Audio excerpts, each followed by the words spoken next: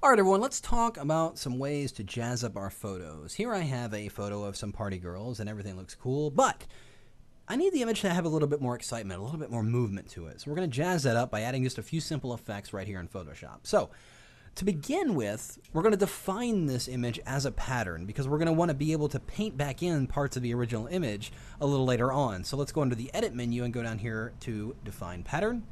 And you can go ahead and see that it's defining the entire image. If I had an area selected, then it would only define the area that I had selected. But since I don't have a selection, it's going to look at the entire image and define the whole thing as a pattern.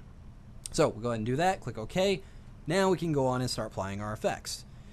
But I don't want to do it to the original layer, so let's go ahead and create a duplicate. And let's start changing up some things here. Well, first thing is I want to give this just a monochromatic color. So I'm going to press Command or Control U, or you can simply go under the image menu down here to Adjustments. And we're going to go to Hue Saturation. And I'm going to click on Colorize, and you'll see that it gives me a color overlay of that whole thing. And I can change the color by moving the hue slider. And of course I'm going to go with a blue, and let's give it a really increased saturation there. And I think that looks pretty good. I'm going to go ahead and click OK. There. Now, what I want to do is create a brush that's going to have a layer style on it to give this a little bit more excitement, almost like a cool lighting effect. So let's go over here and create a new blank layer. Grab our brush tool. And I'm going to get a relatively small soft edge brush. As you can see, let's just go with a 17. I think that looks pretty good. And we're going to go into the brush options and modify this brush a little bit. So let's click open the brush options here. And inside the shape dynamics, I want to take the size jitter all the way up to 100. I'm going to go ahead and leave pen pressure on. I am, in fact, using a tablet, so we'll go ahead and leave that where it is. I'm going to turn on scattering, and we're going to make sure we've got both axes checked on and take this all the way up to 1,000. Then over here in the brush tip shape, we're going to highlight that and increase the spacing considerably. And you'll notice what's happening with the brush. It's not making so many dots around in there, so we'll take that to around 150. I think will be good. And let's close that, and let's go into our image. Again, making sure we're on a blank layer, as you can see right here. And I'm just going to paint around the image. I'm going to kind of avoid this girl's face right here because I'm going to bring her face back in a little bit. So I just want to avoid applying that effect around there. So I've gone ahead and painted and scattered those dots around. Now let's apply a layer style to this. So I'm going to go into the layer styles rather, and we're going to do outer glow. And here I'm going to go into, instead of applying a regular color fill, I'm going to apply a gradient. And let's go in here and choose something crazy. Let's do this wild rainbow here. And notice the weird effect it's giving me there. But I'm going to make it a little less intense. I'm going to increase the size considerably. And you'll notice it's giving me various color, a lot of color variations there, almost like real lights would in effect because of that gradient. So let's increase that so it's not so harsh. And I think that looks pretty good. So now we'll go ahead and click OK.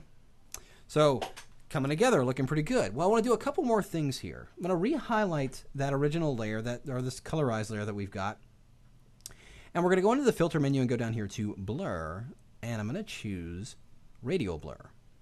And we're actually going to do a radial blur this time. Although most of the time I'm using this filter, I'm always using the zoom blur. But I'm actually going to use the spin this time.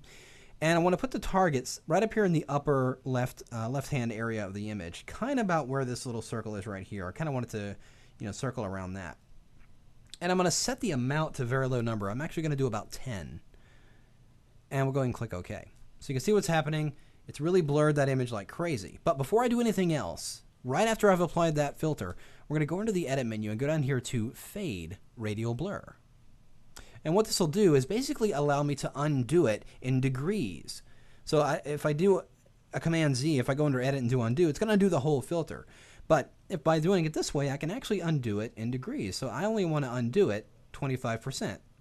So we'll set that to 75. So it's only applying the filter at 75%. So that looks good. And we'll go ahead and click OK. So we can still see the faces in there a little bit, but we can still see the blur that's happening as well. Well, I'm also going to do that same thing to this layer that we've got all these little dots on. So let's go into the filter menu. Again, since I'm going to apply the same blur, I'm going to go ahead and select this very first item, but I'm also going to add the Option key or the Alt key when I select it. And it will open up the window and allow me to change it. or change the settings here, which I'm going to do. I'm going to take this from 10 down to 5. And we'll click OK. You'll see we get a little bit of a blur on those lights. Again, let's go into the edit menu and do a fade. And let's bring that down to 75. So we can start to kind of see the original lights in there a little bit, but we're also seeing the blur as well. Looking pretty good. Click OK. Now, here's what I want to do. I want to bring back in the girl in the middle, almost as pretty much as she looked in the original image. Well, I do have the original layer, and I could probably put a mask on these 2 layers or do whatever.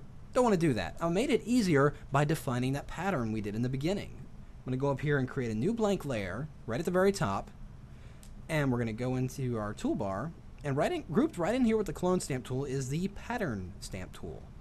It's got the little checker bar next to it. So I'm going to go ahead and select that, and inside our menu here we scroll down, and there is our image that we defined. Go up in the options and make sure that you have a line checked on here so it's going to paint in the right way. And let's bring this to normal. And all I'm going to do is take that soft edge brush, relatively good size, and just bring that girl back in ever so slightly. So it's like we're painting with the image, which is quite literally what we're doing. We're painting with the original image on that layer. So you notice it's on its own layer, so we can do whatever we want, make changes to it, or do whatever. But there you have it. So we've given this image a lot more energy and a lot more interest, but we're able to maintain or isolate our subject, which is this girl in the middle, by bringing her back using that paintbrush defined as a pattern. Very cool stuff. Try it out on all your own images and have fun.